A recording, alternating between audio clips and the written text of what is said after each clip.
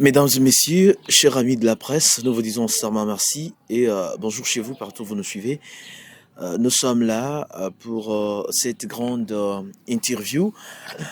Nous recevons le président de l'Assemblée provinciale de Lomami, Maître Patrick Kilolongoyi. Après plus d'une semaine hors sa province, il est revenu, c'était le jeudi 5 décembre 2024. Il pourra bien sûr répondre aux questions des journalistes. Josué Mpotou, qui est notre confrère de Lubao, en séjour ici à Cabinda, Fabien Sadi, Sylvain Fizé-Moukadi, Jean Fidèle Mamba derrière la caméra, honorable président de l'Assemblée provinciale, bonjour. Bonjour, monsieur les journalistes. Vous venez fraîchement d'une mission qui vous a pris au-delà du jour en province. Nous voudrions que vous restituiez un peu à votre population, à votre base. Non seulement à votre base, mais à la population lomamienne. Dites-nous, votre mission s'est passée comment et elle était essentiellement basée sur quoi? Je fais plus d'un mois en dehors de la province pour des raisons. La première raison, c'était pour participer aux États généraux de la justice.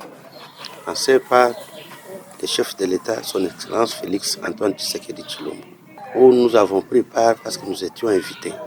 Après ces travaux, il y a eu notre invitation d'aller participer à la 11e conférence des gouverneurs, mais cette fois-ci, y compris les présidents des assemblées provinciales. Parce que nous ne sommes pas conférenciers, au vrai sens, et même par rapport aux dispositions réglementaires. C'est une conférence exclusivement pour les gouverneurs et les chefs de l'État. Dans cette conférence, il s'agit de présenter les états des lieux de toutes nos provinces pour que les chefs de l'État s'imprègnent de la situation qui se passe dans l'ensemble du territoire national. Quand nous avons terminé, il fallait déjà passer parce que la conférence a été organisée, c'était à Kalemi, dans la province de Tanganyika. Mais j'étais en difficulté de rentrer à Cabinda et repartir. Pourquoi? Faute de moyens de transport, je me suis dit, je patiente un tout petit peu, même 4-5 jours à Kinshasa. Et c'est comme ça que nous avons pris notre vol pour Goma, de Goma à Kalemi. Voilà un peu ce qui justifie notre absence durant 30 jours en dehors de la province. J'ai très bien apprécié les états généraux de la justice. Pourquoi? Parce qu'il y a des innovations. Les travaux se sont bien déroulés du début jusqu'à la fin. C'est lui-même qui a même ouvert et puis il a clôturé. De Kinshasa à Kalemi, dans la province du Tanganyika, vous avez aussi participé à cette conférence du gouverneur, même si vous n'étiez pas de conférencier. Parlons d'abord du mémorandum avec tout son contenu. Étiez-vous d'accord de tout ce qui était dit? Très d'accord et très flatté de la position des gouverneurs. Ils ont réitéré leur soutien envers les chefs de l'État, ce qui est le plus normal. Vous voulez qu'un gouverneur puisse marcher à l'encontre de la politique du chef, c'est inconcevable. Quand ils l'ont soutenu, nous-mêmes, nous avons réitéré le même soutien. Et parce que dans les États généraux, nous, on n'avait pas une voix délibérative. Et c'est pourquoi on n'avait pas pris parole pour réitérer aussi notre soutien d'une façon officielle. Mais on a eu des échanges, on a eu des travaux avec lui-même, parce que même dans des commissions, le président des assemblées participait à tout sauf rien. Et je voulais aussi vous préciser que j'ai été très honoré du discours de notre gouverneur de Lomami. Mais la Lomami n'a pas tout manqué. La Lomami peut manquer quelque chose, mais la Lomami a aussi ses capacités. C'est peut-être avoir les intellectuels à la tête de la province. Et aujourd'hui, j'ai été très honoré et très surtout qu'on était à quelques têtes de Lomami. Mais dans moi, je voyais un sentiment de joie que je voulais même crier. Malheureusement que c'était en face du chef de l'État. Je me suis rétracté. Alors, j'ai été honoré. Pourquoi? Parce que c'était mon gouverneur qui a pris parole au nom de tous les gouverneurs de la République. Et quelque chose qui ne s'est jamais réalisé. Mais Je ne critique pas ses prédécesseurs, mais sinon, je l'encourage et je pense que les choses vont très bien évoluer. Ouais, à la 11e conférence dans la province du Tanganyika, vous avez évoqué tout de suite que le gouverneur Irovan Kalombo Msoko avait pris la parole comme représentant de tous les gouverneurs des 26 provinces de la RDC. Alors, dans la particularité, qu'est-ce que l'Omami peut s'attendre normalement de cette prise de parole devant le chef de l'État? C'est une identité déjà marquée, parce que quand le gouverneur a pris parole de 15 ou 20 minutes en train de s'exprimer, c'était la Lomami qui s'exprimait vis-à-vis du chef de l'État. Là, c'est déjà un aspect que la Lomami, que la province de Lomami peut déjà espérer. Et par rapport à ça, il y a d'abord un problème. Parce que la conférence des gouverneurs, ce n'est pas une réunion comme ça. Non, il y a des résolutions. Le chef présente ce qu'il attend faire. Et les gouverneurs étant les représentants du chef de l'État dans leurs provinces respectives, lui présentent un état des lieux. L'état des lieux, là, n'est pas un autre élément que de présenter les difficultés. Et dans ça, le chef prévoit quelque chose qui peut à tout prix prendre une décision. Et d'ailleurs, la conférence des gouverneurs se tient une fois l'an.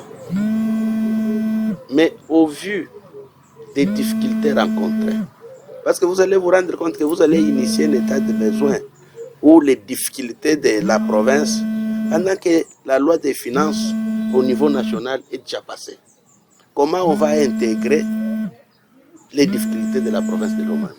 Comment on peut intégrer les difficultés ou les attentes d'une ou telle autre province? Non, ça sera difficile. Pourquoi? Parce que la loi des finances au niveau national, ce n'est plus d'actualité.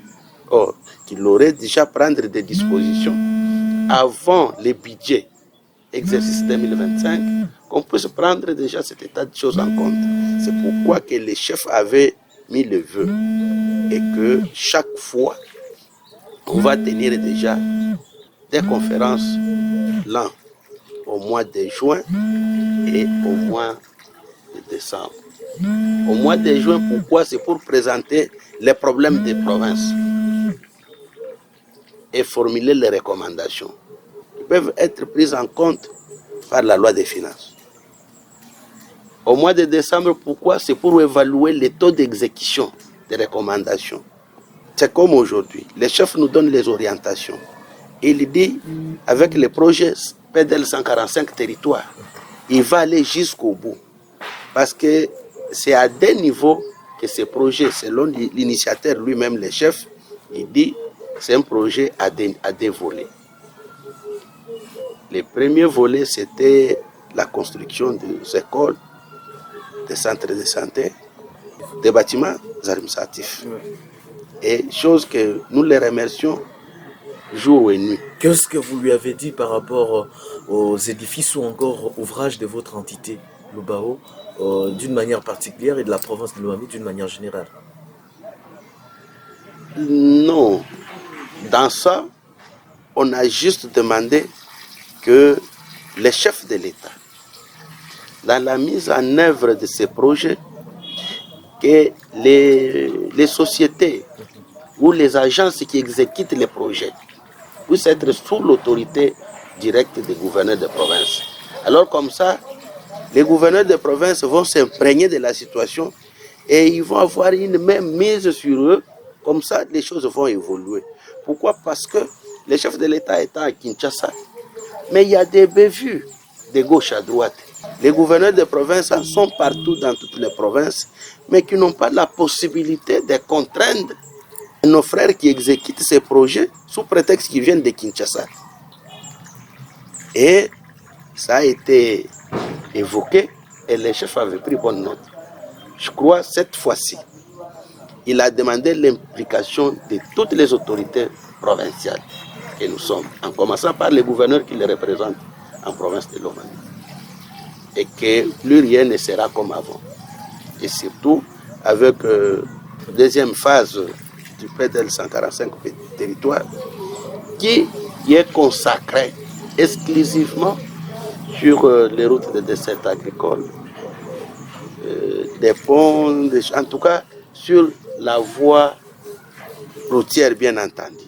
D'ailleurs, lui-même l'a dit et qu'il avait formulé une recommandation au gouverneur que d'être au bureau durant 10 jours. Le reste, c'est l'itinérance. Tout ça, c'est pour quand les gouverneurs est sur le terrain, ces gens-là vont essayer un peu de réfléchir et ils feront mieux. Par rapport à la révision ou le changement de la Constitution, le gouverneur de province se sont exprimés, le président des assemblées provinciales, particulièrement vous de Lomami. Quelle est votre position par rapport à cette initiative du président de la République et pourquoi vous les soutenez ou pas? Ma position, c'est de soutenir l'initiative du chef. Pourquoi? Pour deux raisons. 1. Je suis président d'une assemblée. 2. Je suis élu sur la liste IDPS Tshisekedi. Alors, vous avez vu même notre CG, il a relayé la position du chef dans différentes fédérations pour soutenir la révision ou les changements de la Constitution. Nous voulons ça, pourquoi? Parce que notre Constitution, tout change, non? Vous avez vu, même les programmes. Je vais vous donner un exemple terre à terre. Je ne sais pas si les programmes de l'école primaire qui a été à notre âge ou à notre époque là, c'est le même programme qu'aujourd'hui. On fait qu'innover. À tout moment, il n'y a que des changements. Et quand le chef estime et que pour son nouveau mandat, il doit toucher à ça, pourquoi le plus normal? C'est pourquoi à ces deux niveaux. Et moi, je soutiens la révision constitutionnelle. Le programme 145 du chef de l'État. Mais aujourd'hui, dans le territoire de Lubao, aucun ouvrage n'a été inauguré. Qu'est-ce qui se passe exactement? À ce que je sache, je connais quand même quelques structures où je vous avais dit, quand j'avais effectué ma descente à Lubao dans quelques villages, je vous avais dit que non, il y a déjà des écoles ou des centres de santé qu'on peut d'un moment à l'autre ici descendre avec les gouverneurs pour inaugurer. Et c'est vrai, c'est vérifiable. Ce n'est même pas à discuter. Pour ça, nous pouvons dire que non, ça n'avance pas. Non. Mais ce que je voudrais d'abord, en passant par votre question, c'est demander à la communauté de chez moi de ne pas être beaucoup en conflit avec nos amis qui sont venus exécuter. S'ils ont mal fait, vous les approchez. C'est ça même le rôle d'une autorité en place. Il y a un problème. Vous vous rappelez que j'avais appris une bonne fois que non, il y avait un cas de vol de ciment chez moi à Lubao. Et cette histoire était inaperçue, impunie. C'est ça déjà la maladie que nous condamnons de notre justice. Que le chef de l'État qualifie. Et que ces dossiers étaient classés sans suite, or qu'il y avait des traces. Ça nous condamne. Et vous verrez, et que, par exemple, excusez pour l'exemple que je peux placer avec Fizet, et qu'il y a une structure qui vient exécuter un projet. Vous verrez toujours la même population, qui est bénéficiaire d'ailleurs, qui va se compromettre avec les agents pour commencer à voler les ciments, les tôles, les clous. Maintenant, là, vous demandez au président de la République de faire quoi? Parce que lui a déjà mis tout à votre disposition. Il y a les citoyens de mauvaise qualité qui n'apprécient pas, qui condamnent déjà même avant la naissance de Jésus. Jésus a été déjà condamné selon eux. Maintenant, vous voulez faire quoi? Non. C'est pourquoi je lance un appel à nos administrateurs de territoire de s'impliquer, de s'investir, de surveiller les projets PDL 145 territoires. Tel que nous sommes ici, nous sommes à Cabinda. Je ne saurais pas être au même moment à Cabinda, à Kamishi, à Luilu, à Nganajika, à Mweneditu, à Lubao. Non. C'est difficile. Même à Lubao, là, si je suis à Lubao, Aujourd'hui, vous ne pouvez pas me demander que je sois au même moment à Luba au secteur, Luba au Tchofa, Luba au Kisengwa, Luba au Bekaleb. Là, en tout cas, c'est impossible. Après, je vous dis merci pour cet exercice ou encore cette redevabilité. Merci beaucoup, mes frères.